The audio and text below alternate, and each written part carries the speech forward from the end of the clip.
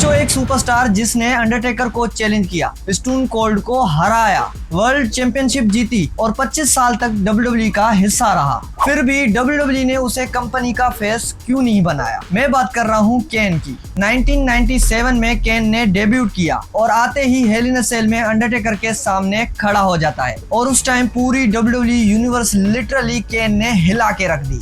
Mask, red light और terrifying entrance ने केन को तुरंत WWE का मॉन्स्टर बना दिया, लेकिन इसी इमेज ने उसके फ्यूचर का फैसला भी कर दिया। जॉन सीना, हल्क होगन और रोमन रेंस जैसे सुपरस्टार्स को WWE हर जगह प्रमोट करती थी, लेकिन केन का कैरेक्टर इन सारों से टोटली अपोजिट था। जहां पे बेबी फेस सुपरस्टार्स को टीवी शोज, इंटरव्यू और चैरिटी में फ्रेंडली दिखाया जाता था और दूसरी तरफ केन को इन सब में नहीं दिखाया जाता था, क्योंकि केन का ऐसा कैरेक्टर ही नहीं था कि किसी के साथ फ्रेंडली हो। वो कम बोलता था, मास्क पहनता था और केन का सिर्फ एक ही काम था, तबाही मचाना। अगर WWE उसे हर हफ्ते स्माइलिंग हीरो बना देती तो केन का ऑरा टोटली खत्म हो जाता। केन कंपनी का फेस क्यों नहीं था? इसका सबसे बड़ा रीजन था अंडरटेकर। उसकी स्टोरी लाइन हमेशा अंडरटेकर से जोड़ी जाती थी। कभी दोनों दुश्मन बने और कभी ब्रदर ऑफ डिस्ट्रक्शन के नाम से टीम बनाई। फैंस केन को एक इंडिविजुअल आइकन से ज्यादा अंडरटेकर की लेगेसी का हिस्सा समझने लगी। इसी वजह से WWE ने अक्सर अपनी स्पॉटलाइट अंडरटेकर पे ही रखी। केन ने अपने करियर में बहुत सारे गिमिक किए, मास्क केन, अनमास्क केन, कॉर्पोरेट केन और इसके अलावा कई अलग कैरेक्टर निभाए।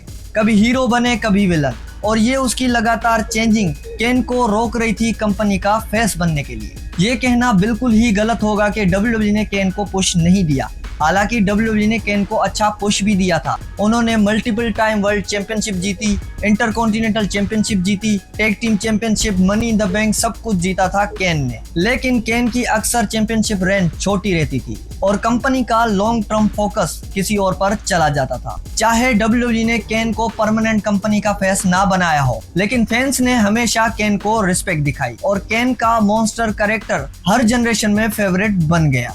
कई लोग ये भी मानते हैं कि केन को एक लंबी चैंपियनशिप रेन मिलनी चाहिए थी। रोमन रेंस, जॉन सीना और बटिस्टा की तरह अगर केन को भी सालों तक टॉप पोजीशन दी जाती तो शायद उनका करियर और भी लेजेंडरी होता। दूसरी तरफ कुछ लोग ये भी कहते हैं कि केन की मिस्ट्री और मॉन्स्टर इमेज ही उसकी असली ताकत थी। आखिर में सच ये है कि केन को कंपनी का फेस इसीलिए नहीं बनाया क्योंकि WWE उसे एक अनस्टॉपेबल मॉन्स्टर के रूप में देखना चाहती थी, और शायद इसी वजह से केन आज भी हिस्ट्री के सबसे आइकॉनिक कैरेक्टर्स में से एक माना जाता है।